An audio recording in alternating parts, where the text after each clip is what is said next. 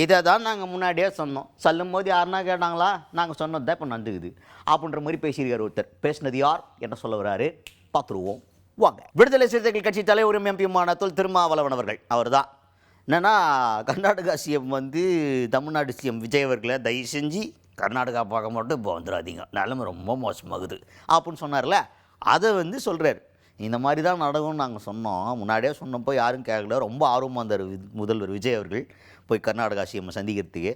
அது தேவையில்லை, நம்ம இங்கே என்ன பண்ணணுமோ அதை பண்ணோம், அனைத்து கட்சி கூட்டத்தை உடனே கூட்டணும் அப்படின்னு பேசியிருக்காரு திருமாவளவன் அவர்கள். தமிழ்நாடு முதலமைச்சர் கர்நாடகா செல்லுவதாக தகவல்கள் வெளியாயின. 3ஆம் தேதி கர்நாடக முதலமைச்சரை தமிழ்நாடு முதலமைச்சர் சந்திக்கப் போகிறார் என்ற தகவல் வெளியானது. தமிழ்நாட்டை சார்ந்த பெரும்பாலான விவசாயிகள் சங்கமும் சில அரசியல் கட்சிகளும் கர்நாடகா செல்லுவதை தவிர்க்க வேண்டும் என்ற வேண்டுகோள் வைக்கப்பட்டது. ஆனாலும் முதலமைச்சர் திட்டமிட்டவாறு கர்நாடகா செல்லுவதாக, பெங்களூர் செல்லுவதாக தகவல்கள் வெளியாகின. இன்றைக்கு கேரளாவில், குறிப்பாக பெங்களூருவில், கர்நாடகாவில், குறிப்பாக பெங்களூருவில்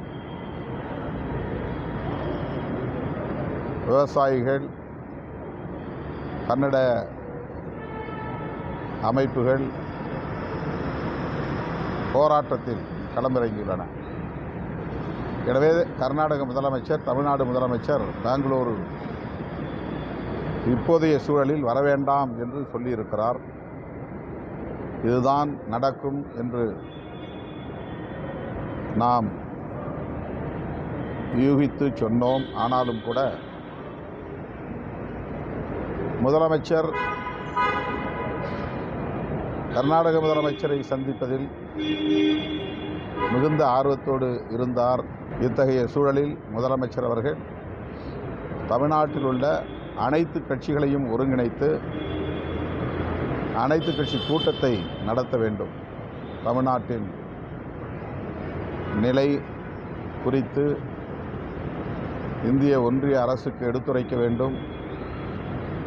காவேரி ஒழுங்காற்று குழுவின் பார்வைக்கு எடுத்துச் செல்ல வேண்டும். நம்முடைய குறுவை விவசாயத்தை பாதுகாக்க வேண்டும்.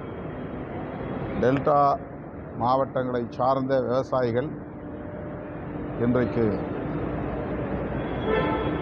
குமுறிக் கொண்டிருக்கிறார்கள். அவர்களது உணர்வுகளை மதித்து